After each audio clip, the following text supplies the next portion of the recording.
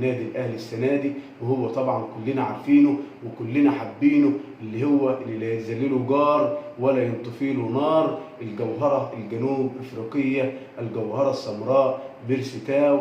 وبيرسي تاو الفرق بين نسخه بيرسي تاو ايام ما كان مع مستر موسيماني وبيرسي تاو مع الشوكولاته السويسريه السير مارسيل كولر، اللي قدر يطور اداء جميع او معظم لاعبي النادي الاهلي.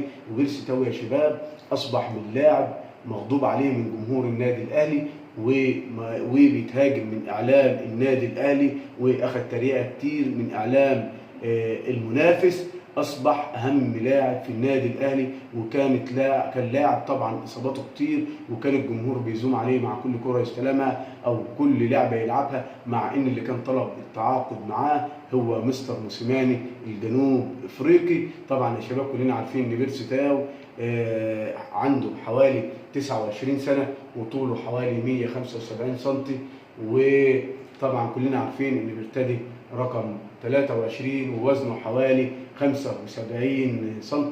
بيرسي تاو يا شباب اصبح من لاعب الجمهور بينتقده والجمهور بيهاجمه، ولاعب عنده اصابه مزمنه، الى اهم لاعب في الخط الهجومي للنادي الاهلي هو الجوهره الجنوب افريقيه بيرسي تاو، اللي قدر مستر كولر ان يطور اداؤه. وبعد ما كان لاعب كتير الاصابات ولاعب الجمهور مش حبه، اصبح هو الفتى المدلل لجمهور النادي الاهلي. وبرضه ما نغفلش دور مدرب الاحمال، وما نغفلش دور طبيب النادي الاهلي الدكتور احمد ابو عبله، اللي امر وادى الضوء الاخضر ان اللاعب يتاهل في مراكز قطر.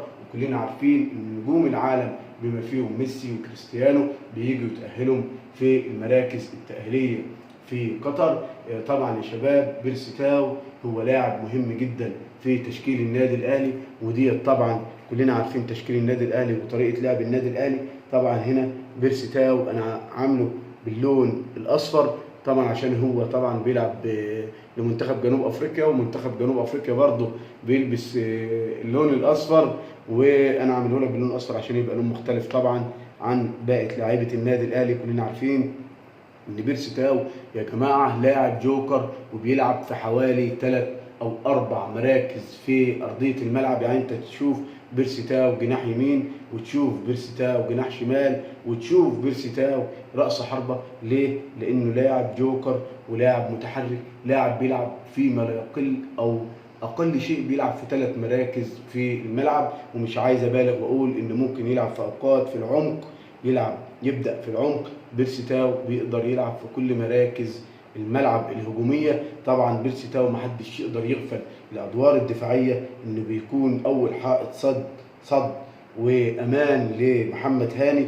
وبيكون هو اللي بيغطي محمد هاني، وبيلعب هنا بيحمي منطقه محمد هاني، وبيلعب قدامه على طول في الادوار الدفاعيه. وطبعا كلنا عارفين ان بيرسي تاو لاعب متحرك ولاعب بيلعب بدماغه. ما اقصدش بيلعب بدماغه يا شباب ان هو هيدرز، لا، انا اقصد بيلعب بفكر وبعقلانيه، ولاعب خطير جدا. ومش عايز اقول لك ان بيرسي تاو هو صاحب نظريه الكوره بالمخ مش بالعضلات. بيرسي تاو يا شباب عنده انطلاقات هجوميه رهيبه، وطبعا لاعب بيجود المراوغه. والناس بقى الاهلاويه والمشجعين العظام اللي بيحضروا مباريات النادي الاهلي في المدرجات في الملعب كلهم يعرفوا قيمه الكلام اللي انا بقوله، قد ايه بيرسي تاو ممتع، قد ايه بيرسي تاو لاعب متميز، قد ايه بيرسي تاو تحركاته ممتعه للجمهور اللي في الملعب قبل اللي قدام شاشات التلفزيون. بيرسي تاو يا جماعه لاعب بفكر اوروبي، وكلنا شفنا الفن اللي عمله